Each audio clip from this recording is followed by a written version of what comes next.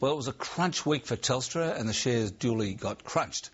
The annual Investor Day presentation gave management the opportunity to show they had what it takes to turn around the slow and painful decline of the company's fortunes.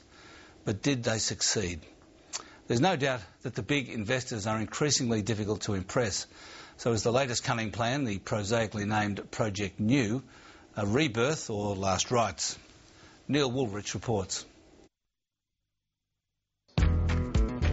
It's supposed to be a day of grand strategy, outlining plans for the years ahead and mollifying anxious investors that Telstra has a plan to deal with the challenges it's confronting. We are digging right down very deep in this company to fix many of the issues that many of you have been aware of but have not been talked about before. We are very serious in this endeavour. Telstra's annual Investor Day sees the Chief Executive front his most important audience of the year. This week's address was perhaps more critical than usual, with big shareholders dropping off Telstra's register and fears that those left are also about to hang up on the company. However, it seems there was little in this year's briefing to win back the doubters. It was quite light on detail, particularly around things like Project New. We didn't get too many areas where we can measure their success. We didn't get too many revenue or profit or earnings type targets as a result of that project. The presentation itself was good, but the earnings impact is a little bit hard to gauge so far. David Thodey's main selling point this week was Project New, a $1 billion plan to streamline Telstra's internal workings and bring customer service to the fore. But long-suffering shareholders might be forgiven for thinking they've heard this sort of thing before, most recently Sol Trujillo's grand plan to build new networks and infrastructure. I think they're very, very different. One was an investment of $13 billion of capital. This one is $1 billion of OPEX. So the other one was building new networks and investing in new IT systems. This one is fundamentally redesigning every process, every part of the business, end to end.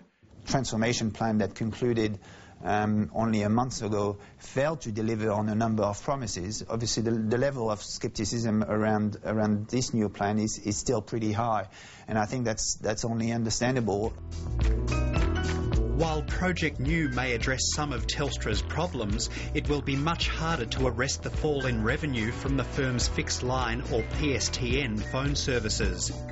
Fixed line revenue is expected to fall another 8% this financial year, but Telstra is hoping to hang on to customers by bundling their broadband and mobile plans. However, that means cutting prices. The size of the revenue opportunity in mobile, unfortunately, is not the same size as the potential downside in PSTN revenues. So, I do think they need to continue to slow that rate of decline and continue to prove to the market that the strategies to do that are working. However, Telstra has been thrown an unexpected lifeline for its fixed line business through the government's NBN plan. Under the heads of agreement signed in June, Telstra will get around $11 billion to hand over some of its existing infrastructure and decommission the copper network. They effectively get to bring forward the cash flows on what is a declining PSTN network to the period of construction of the NBN.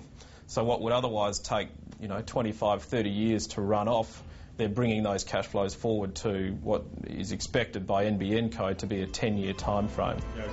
David Thodey is keen to finalise the deal, but stresses he has other options if it falls over. They want to spend $43 billion. I get 11. I can take it to shareholders. It's right. Great. Let's get on with life. If not, then we're going to do something else. I say that to Stephen Conroy. I say it to everybody. So it will be what it is, and we'll get on with life. The one firm piece of good news from Telstra's annual Investor Day is that the company has enough free cash to maintain its 28-cent annual dividend, at least for this year. While that news reassured investors, Telstra's generous dividend payout uses up cash that could be deployed in other areas, like improving customer service. That could mean a delicate balancing act for the board and management in the next few years over whether to use their spare cash to buy customers or keep investors satisfied. CLSA's Digby Gilmore says the dividend may soon have to give way. whether or not they slip from 28 cents down to 26 cents, and that's what we're forecasting for FY12, I think is a function of, in part, their capacity to pay, but also franking credits will become more scarce for Telstra, certainly over the next, say, 3 to 4 years. Although Telstra's big dividend is valued by some investors, not even that could stop the company's share price from sinking to fresh lows this week. While T1 investors enjoyed some spectacular gains in the early years, T2 stocks have lost almost 2/3 of their value, and T3 shares are down by more than a quarter in just 4 years. It's obviously been a disappointing performer for many shareholders for a number of years. They've faced enormous challenges that have been very well documented, and a highly competitive industry, and a government determined, I suppose, to get more competition into the industry. Investors will now be hoping that the first tentative signs of recovery are genuine.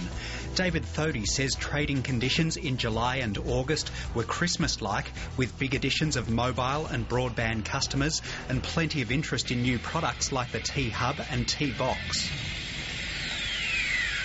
The momentum in the first 2 months of the year was very strong, and so obviously whenever you see Telstra investing quite heavily in customer acquisition and retention, it usually has a meaningful impact, and this time has been no different.